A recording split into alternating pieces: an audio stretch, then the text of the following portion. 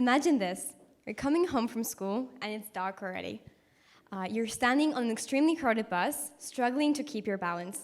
You don't even have enough space to reach for your pocket and grab your phone. So the only thing that's left for you to do is to look outside of the window.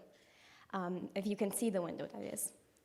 All you can see outside are some cars, other buses stuck in traffic, a few pedestrians here and there, and also some buildings, all of them with surrounding metal fences, of course. Greenery?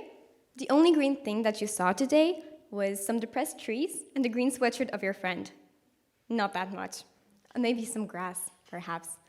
But as time passes, more and more people walk out, leaving you the space to finally move again. Then your stop arrives and you are finally home. The journey took you a really long time, and it could have taken you far less, but the school schedule and the bus schedule don't really match at all. But then again, you're lucky you didn't have to transfer like 3 times like your friends did. Now you are home, but you are exhausted and you don't have mood to do anything at all. And unfortunately, I don't think many of us had to imagine this situation at all. Because for the majority of us, or at least some of us, this is the reality. That's the daily life for us. That's why my question for the day is, what if our cities were designed better? How would they look like? And also, would you feel any better? And to answer this question, I wanted to ask you to help me build this perfect future city for us. And let's start with point number 1, which is, are buses really that bad? And well, I think that most of our problems with public transport come from the fact that A, you have to wait an eternity for them, B, there's just too many people on that bus, and you're standing like in a box of sardines pushed against all the other people, or C, sometimes there just isn't any connection you could take, and you have to take like an hour and a half and 5 buses to get to where you need to. But public transport will actually be a crucial part of our city, because it allows everybody, whether they have a car, a bike, or nothing at all, to move from where they want to go to where they are right now. And when I mean good public transport, I don't only mean like fancy high-speed rails managed by AI.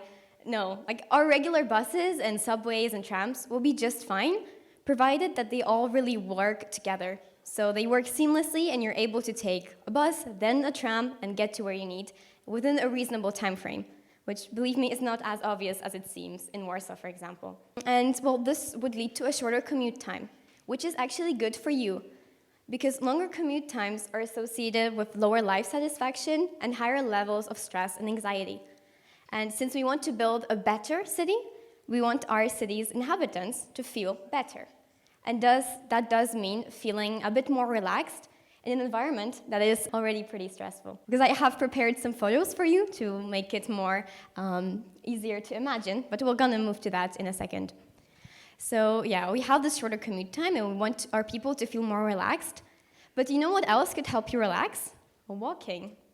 Well, physical activity, apart from being a hated school subject, is also the key to our health, which seems kind of crazy. But actually, moving from point A to point B can make you feel happier. Walking releases endorphins and can increase your mood.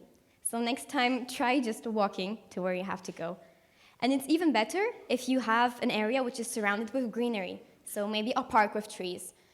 And that leads me to my third point that I wanted to make today, which is, well, depressed trees, really. I may have exaggerated just a little bit at the beginning, but it is true that our cities aren't really green. Imagine a city. What is the first color that pops to your head? Well, I don't think it was green, or at least it wasn't green for me or the friends I have tested this on. But what if it was?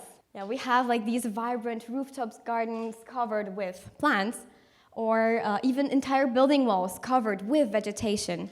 Or if you are feeling a bit more like traditional or conservative, you could always just include more corner parks or plant trees next to your roads. And I am telling you this because greenery has actually a really positive effect on us. Even spending 20 minutes in a green space, such as a park, can really bring you positive effects. It could make you more productive and happier. And there is also a really cool benefit for us students. So being exposed to greenery, even through the window at your home or at school, can actually help you learn quicker and also like recall or remember things better. So next time you have a test, maybe try even staring at the window. It might help you, even just a little bit. And yeah, in our city, we will try to make greenery everywhere to make sure that everybody has a chance to get these positive effects. But greenery is not only about like the decorative plants I showed to you, it's also about crops. And it might seem crazy, but hear me out. What if I told you that in the future, we would be growing our food in the middle of a concrete jungles? It seems crazy to grow our food here in the middle of a city, but it does make sense.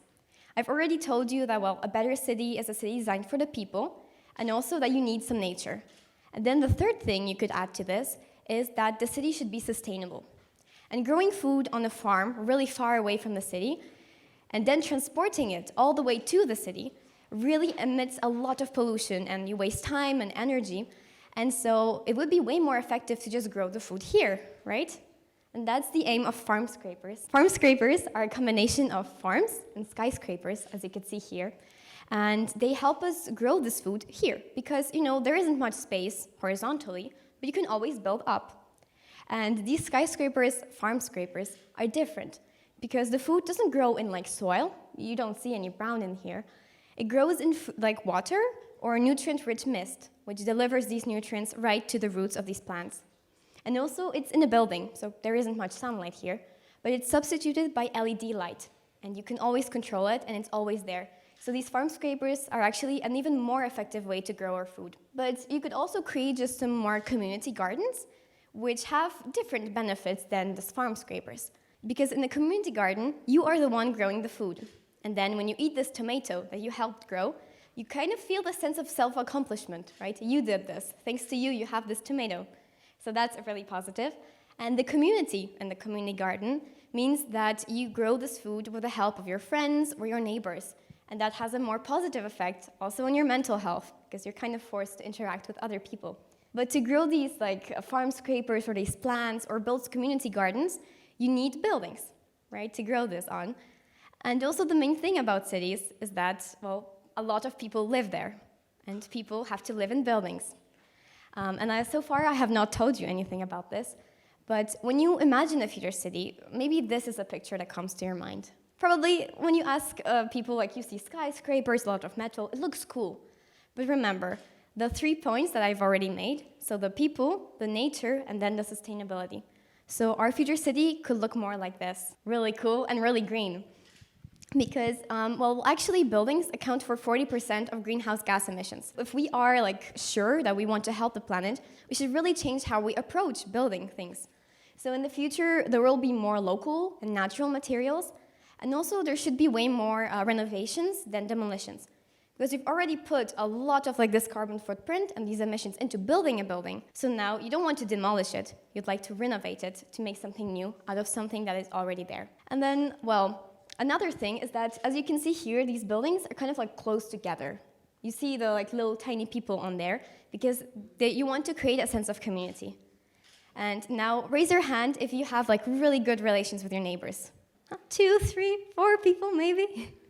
Or if you just talk to them maybe every once in a while. Well, maybe a few more people raise their hands, but it's not that much. And this is actually because of the way that our cities are designed. Because you can get from school or office to your home without really meeting anybody. Then when you're at home, you just click this little pin on this metal pin pad and you get to your little apartment, and that's it. You don't have any need to interact with other people. But social interactions are actually crucial to our mental health. So by building the buildings a bit closer together and creating these community spaces, we want to force people to create this community, because then you are more comfortable where you live and you're more likely to engage in different things happening in your area because you know the people. And now I've told you all of this. This may seem a bit abstract and far into the future. So I want to come back to this example. You might have seen this already. Imagine this. You are coming home from school and it's dark already.